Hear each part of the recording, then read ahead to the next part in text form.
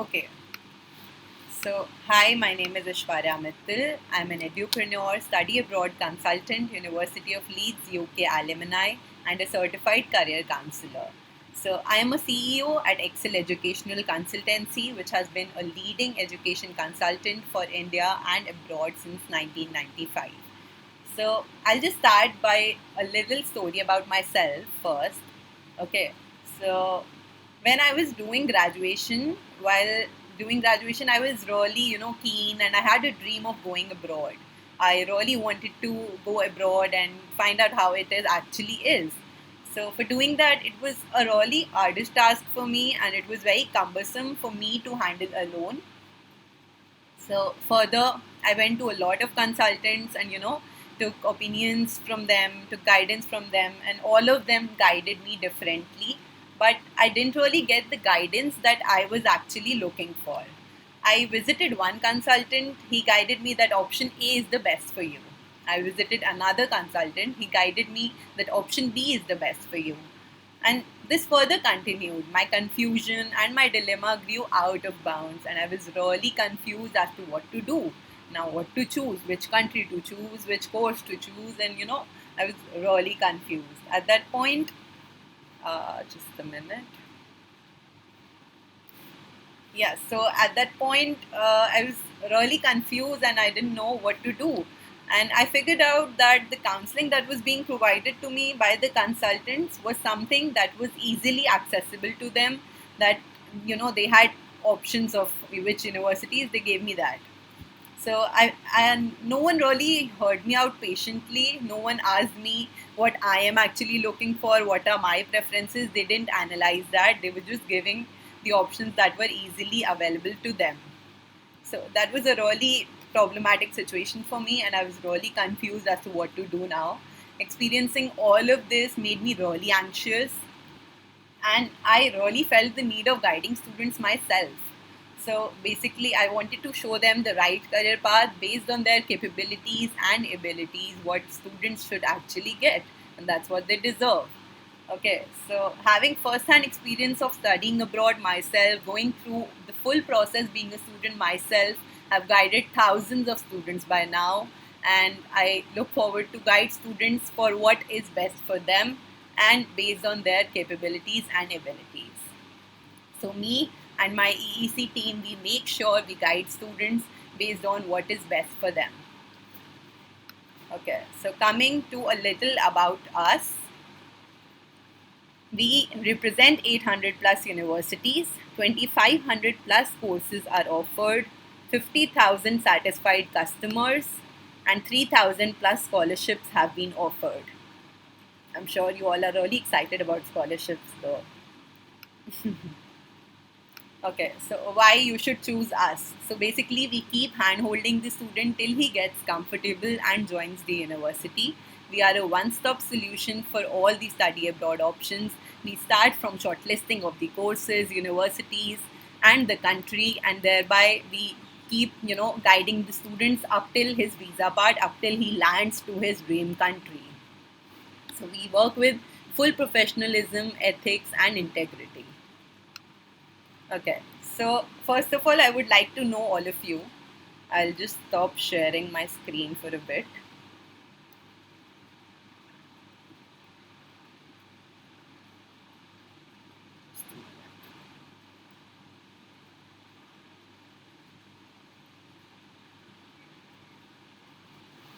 Yeah. Okay, so I would like you to type in the chat box if you are in the first year, second year, or third year of college. Just type down 1, 2, or 3 respectively.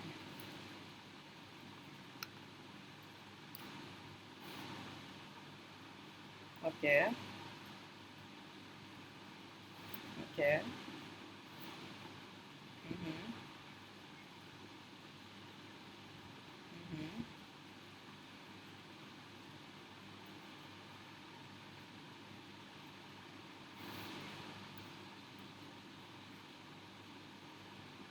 Okay, so I see quite many students of 1 year and second year.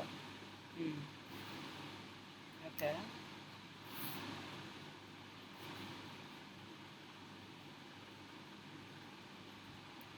Perfect, perfect. Okay, and the ones who have completed their bachelor's, can you please write me in the chat box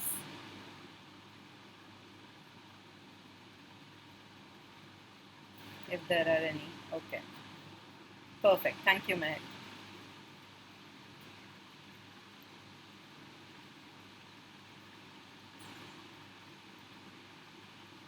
Sure. So I'll just share my screen again.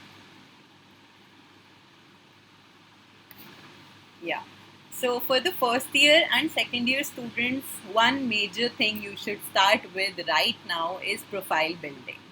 Okay, it is very essential for you even if you want to study in India or abroad. It is essential for you both the ways. Okay, now what is profile building? How you should start with it? What should you do for that? Okay, let's start with this now. First thing you should do is focus on your academics. Academics play a major role. Even if you study your masters in India or abroad, your marks do matter. Okay. I don't know. Just a minute. Okay. Second is you can attend some national or international summer schools. You can take up written communication classes. You can improve those skills of yours along with people skills. Next is social work. You should volunteer in some NGOs and you can take up social work, and that definitely builds up your profile to a great extent. Okay, you should also take up some IT and digital skills. You can take up some projects for doing so. You can do some internships, and also you can take up some online courses. It can be from Coursera, Future Learn, etc. There are a lot of online courses available. You can contact me further for the same if you want more information on this or international summer school or any of these. Okay, lastly, extracurricular activities. So it makes your profile versatile. It shows you're not just limited to academics, you have an all-rounder personality. So you should do all of these things to build profile. Our team in EEC, we've been helping a lot of students for building their profiles from the first year of college itself. Even the school students have started to build their profile from now onwards. Okay, so it is a very important thing for you to do from now onwards. And I'll just tell you what are the perks of studying abroad. Do you guys have an idea? Can you just type in what do you think are the perks of studying abroad?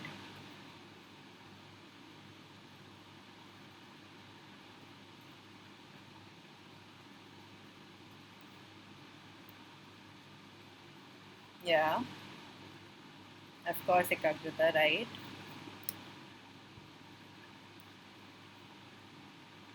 Anyone else? Would you like to mention any of the benefits or advantages that you feel you will get when you study abroad?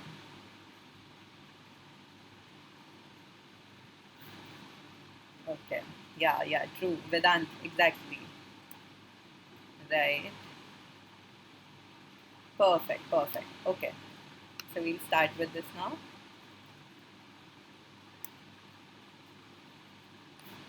Okay, so the perks of studying abroad first is quality of education. Definitely, the quality of education is excellent in these countries.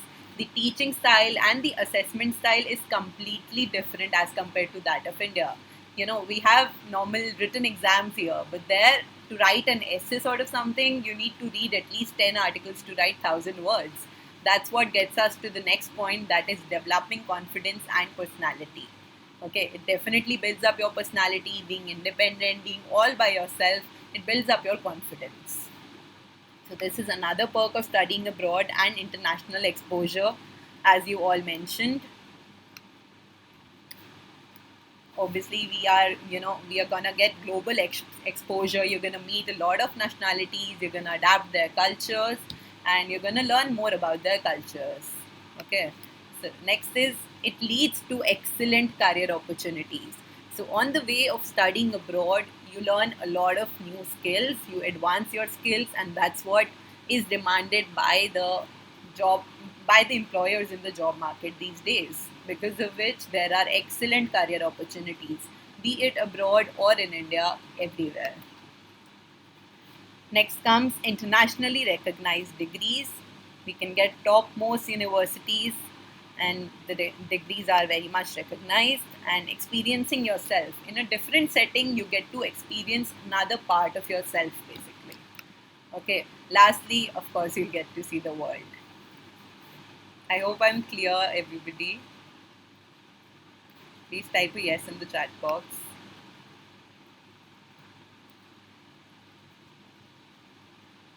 Thank you.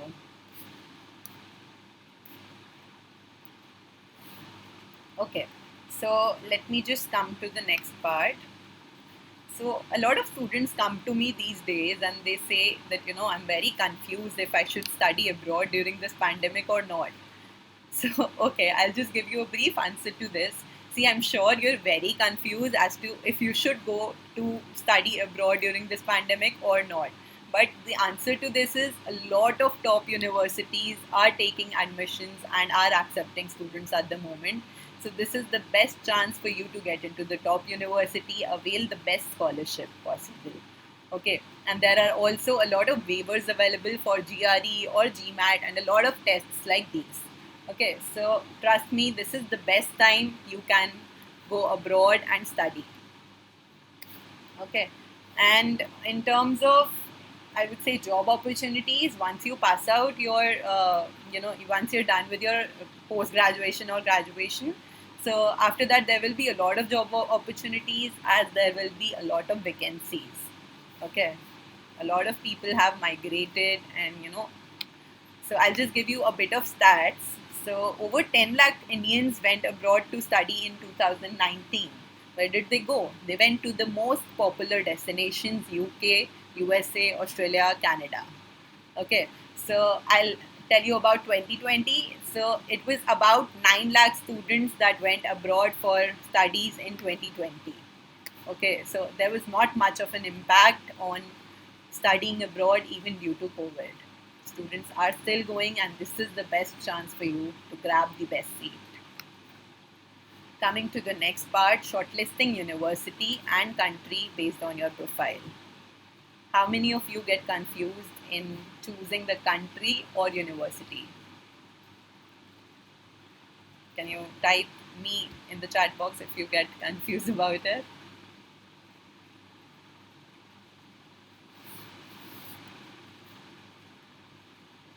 Okay.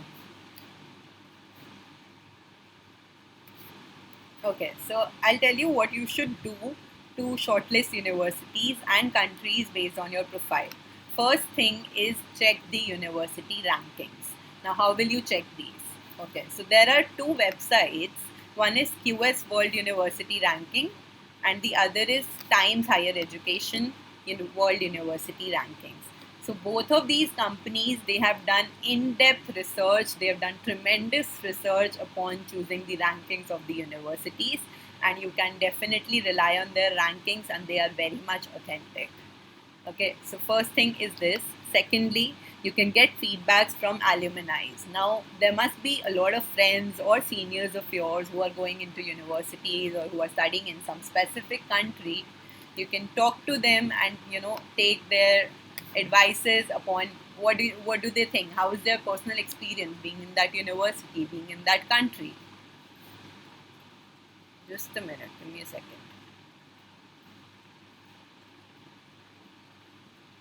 Yeah.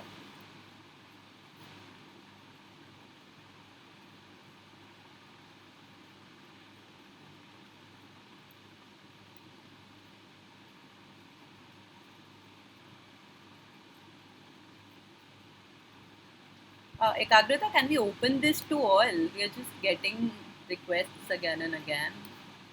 Can you help me with that?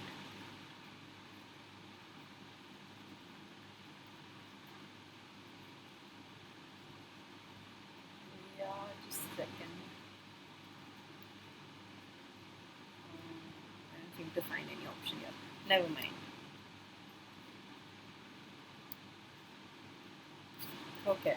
So coming to the next part, third is LinkedIn networking. You can connect with a lot of alumni of the universities on LinkedIn. You just type in the university name.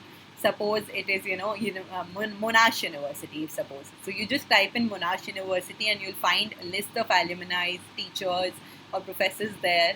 and you can, connect with them and ask them about their experience and choose accordingly. Next is choose university based on your budget. So don't go out of your pocket. Make sure you choose university based on your budget. Okay. And next is the location of the university, which is one major thing. I'm telling you from my own personal experience, do finalize the university after checking its location only. Okay. Fine. So, coming to the admission cycles, what do you think? When should you, start applying? What is the right time? Can you please type in the chat box?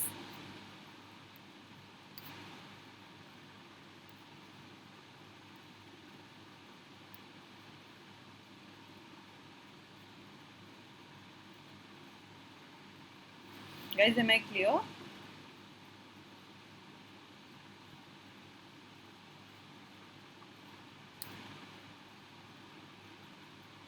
Yeah. Okay.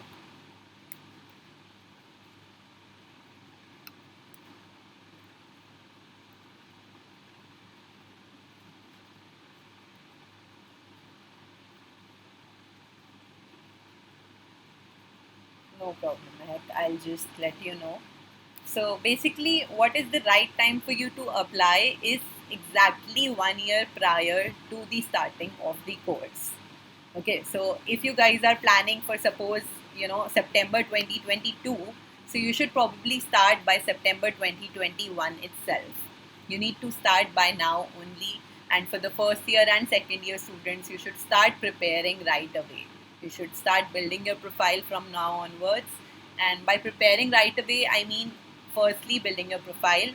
Secondly, you can start preparing for the exams like GRE, GMAT, or IELTS. IELTS is one of the major exams that is mandatory for all the countries. Okay, and GRE and GMAT are valid for 5 years, and IELTS exam is valid for 2 years. So it will take you time to prepare for these and then appear for these, and get a scorecard in your hand. And after that, you guys can start preparing your SOP and LORs. Any help that is required from my side, I'm here to help you for that.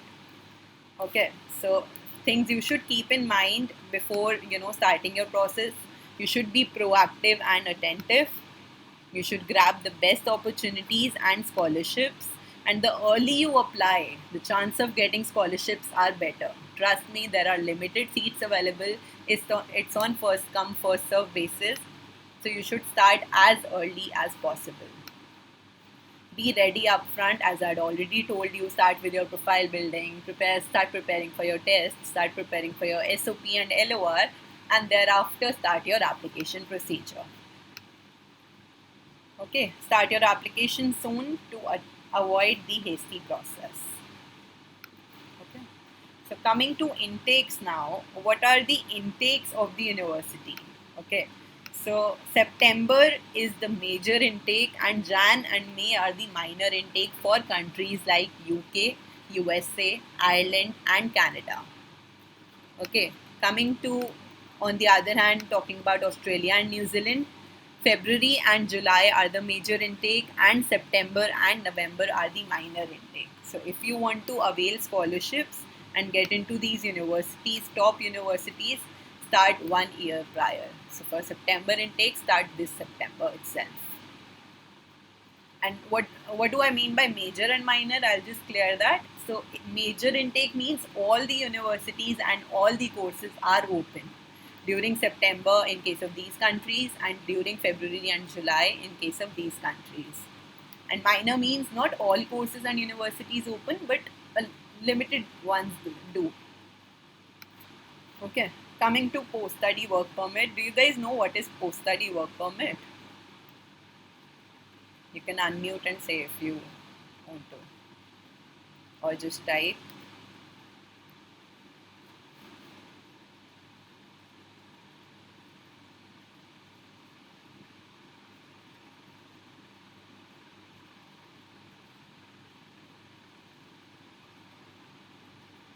Mm-hmm. Mm-hmm. Right, right. Of course, yeah. Thank you so much. So I'll just highlight on that a bit. So as she said, she's completely right. So it is basically the time period after your post graduation or graduation wherein you stay there and work there for some specific time period. Okay. So coming to Canada, Canada provides you 3 years of post-study work permit. Okay, so Canada, in case of, if you're studying for 2 years, it provides you 3 years of post-study work permit. And if you go for a 1 year course, Canada provides you 1 year of post-study work permit. Okay, and coming to UK and Ireland, they provide 2 years of post-study work permit. And Australia and New Zealand, on the other hand, it provides up to 4 years of post-study work permit. So how it works? Basically, if you go for regional areas in Australia, it provides you up to 3 or 4 years. If you go for metro cities like Melbourne, Sydney, or Brisbane, they provide you 2 years of post-study work visa. Okay. And what are the PR friendly countries? I'm sure you guys know this. Canada. Second is Australia, and third is UK. UK these days is easing out its policies a lot. It's easing out a lot of things. Recently, a news came up that UK is inviting students to come and work there. So all three of these are PR friendly countries. The major one is Canada, as I'm sure all of you know about it. Okay, so this is one most important concern of a lot of students: return on investment. Okay, so what is return on investment? Basically, how much you have spent, you get a return on that. So I'll just clear one thing to you all. So whenever you're studying in one country, whatever living expense that you are incurring, that you can easily cover them by working part time in that country during your studies. Okay, and further after your studies in the post study work permit time, you can work further full time and cover your tuition fees as well. So I'll just tell you how much part-time work are we allowed. We are allowed to work 20 hours per week during studies and 40 hours per week during breaks. Okay, and minimum per hour wages are fixed for each country. Every country has fixed their minimum per hour wages.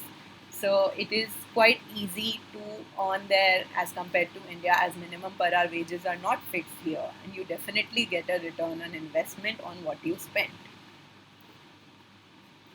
Okay. Coming to scholarships. Okay, I am sure a lot of you are excited about this one. So this is the last topic for today.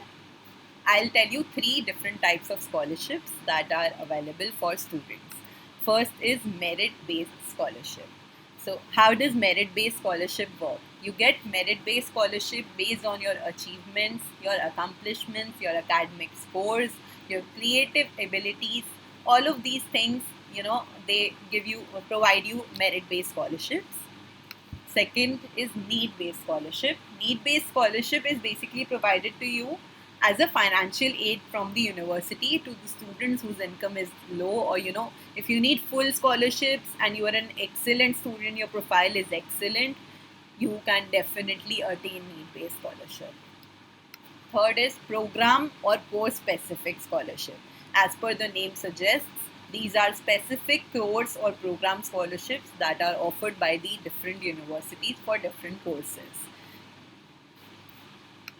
Okay, I hope I'm clear to everybody.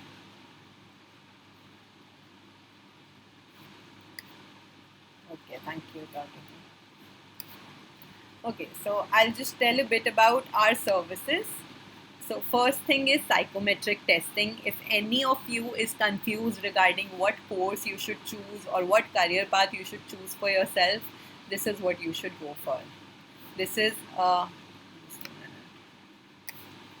this is a half-an-hour test based on, there are very general questions based on your aptitude, interest, and personality.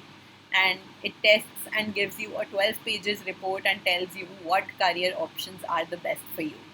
Next is profile building, as I've already told you. This is also the process of applications, just to clear. Okay, so then we come to shortlisting of the universities. We shortlist universities and courses and colleges for the students and provide them the shortlisting accordingly. We guide them for the full application process. We also provide IELTS coaching, and LOR, SOP, and CV editing is also done. Okay, scholarship assistance. We help the students in scholarships, attaining scholarships based on their profile. We provide all the scholarships available. We apply for all of those he is eligible for. So the student does not have to worry about anything. We'll do all the work. We also take care of financial assistance. We have a loan expert on board and he helps with the loans for education. Okay. So if any of the students require that, we provide that as well. Pre-departure counseling, interview preparation for the visas, and the visa guidance. Full visa, preparation and everything, all the documentation, everything is taken care of by us. Okay. Okay. So before starting with the questions, I would just like all of you to just give me a brief feedback if it was helpful for you. If this session was helpful for you, please type down in the chat box.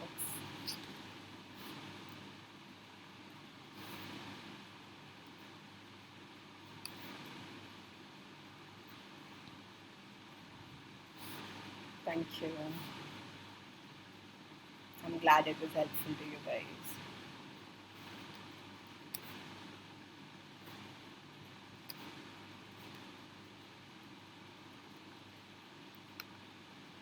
Thank you so much, everybody.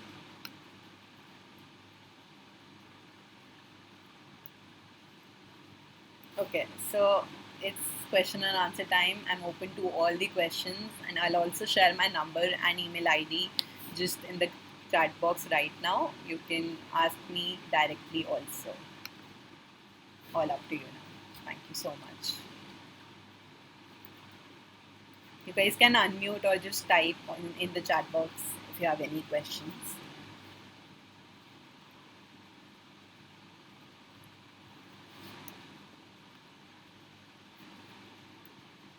Yeah, sure. Hi.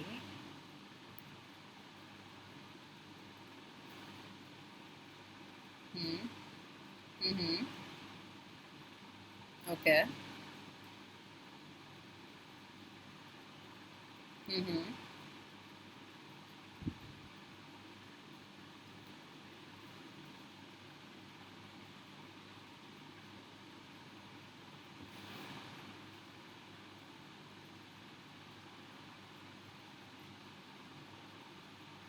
Mm-hmm.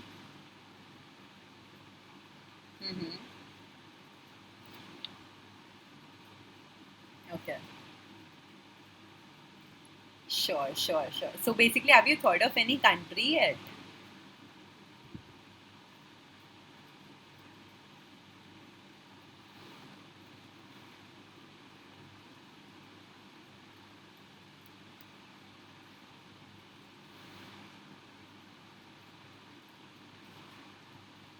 Mm-hmm.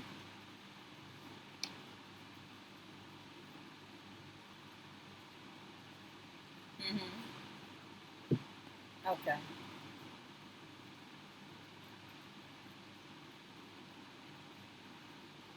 Of course.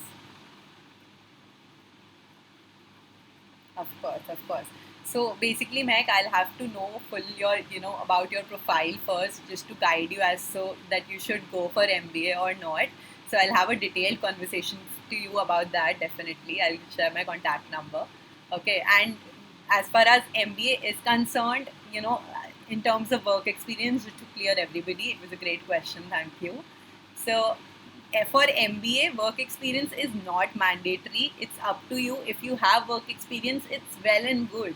It's very good if you have work experience. You'll have, a lot of knowledge to actually understand what they're teaching by the start itself.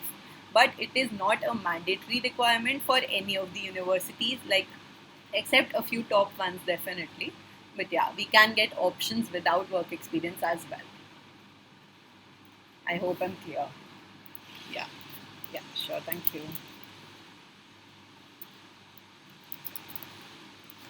I'll just share my contact number and email ID. Sorry.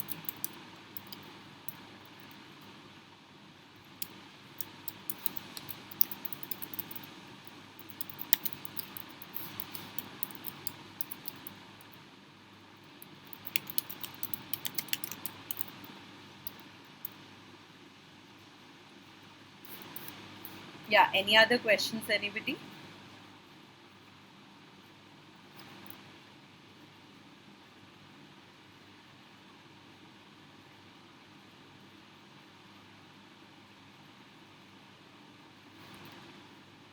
How important are college grades for admission? Okay, fine. Yeah, revolver. Yeah. So I'll just tell you the minimum eligibility, that is the major requirement. Okay. So first major requirement for universities is minimum 50%, be it your 12th, be it your bachelor's. Okay, it should be minimum 50%, but if you score well, the chances of getting scholarships are better. As much your grades are, it's based upon your grades definitely. So college grades do matter, but minimum 50% if you have, you can get admission. That's good to go. Okay, and the other thing that is the minimum requirement, that is IELTS band 6.5, minimum 6 in each. Okay, these are the main two requirements. Rest all of your documents and everything, that's it. Nothing else is required. Can you highlight upon the expenses of different countries a bit? Yeah, sure, Ekagrita. So I'll just tell you one by one. Coming to first Canada, okay, for tuition fees, I'll tell you tuition fees per year. Okay, it is approximately 7 lakh rupees in INR for 1 year tuition fees. That is the minimum. Okay, be it UG program, be it PG program. Okay, and it goes up to 30 lakhs, depends on what university you are choosing, what course you are choosing, definitely, for all the countries. And second, coming to UK or Ireland, it starts at approximately 10 lakhs per year for both the countries. And in terms of Australia or New Zealand, it starts at approximately 12 lakhs per year. That is the minimum requirement for all these countries, minimum expenses that you require. So these are the tuition fees of each countries. Is there any other expense you would like me to highlight upon? Or was my answer clear to you? Okay, Chirag, if you're looking to work in India itself, would studying abroad be beneficial? Of course, it will be beneficial. It will help you build your profile. It will, build up your skills, as I told you in the webinar right now. It builds up your personality, builds up your confidence.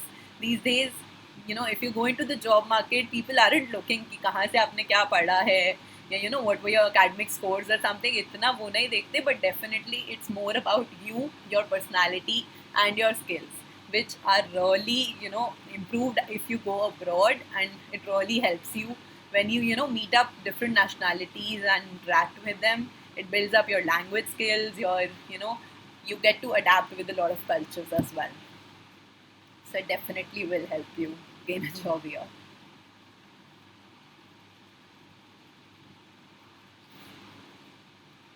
Okay. Are there any other questions?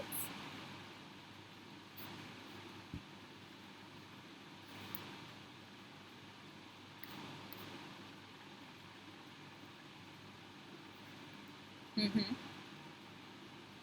See, so basically, it is different for each courses, and all the courses are beneficial somehow if you have interest in it and you have passion to further move in it. So if you're interested in being a manager or getting into business or entrepreneurship or something like that, definitely MBA is of help. So they'll be teaching you a lot of modules. In abroad, there is also one flexibility that you get. So if suppose there are 10 courses that are available, 10 modules if suppose, so you can choose 5 out of them that are of interest to you. Okay, supposedly in MBA you want to go for marketing, sales, and logistics and supply chain management, but you can choose. If you don't want to go for marketing, you can just skip that and study supply chain more than that. And you have a lot of options available. The scope is unlimited. Okay, so you can definitely go after MBA to a lot of things. A lot of fields are open for you. Thank you.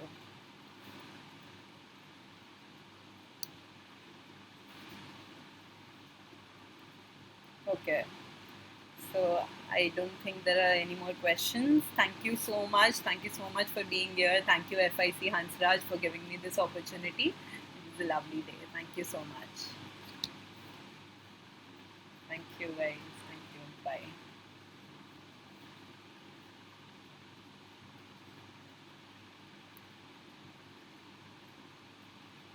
Thank you, Smriti.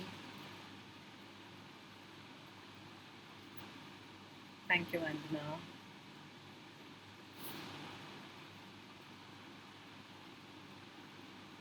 Yeah, you too, Sati. Thanks, Chirag.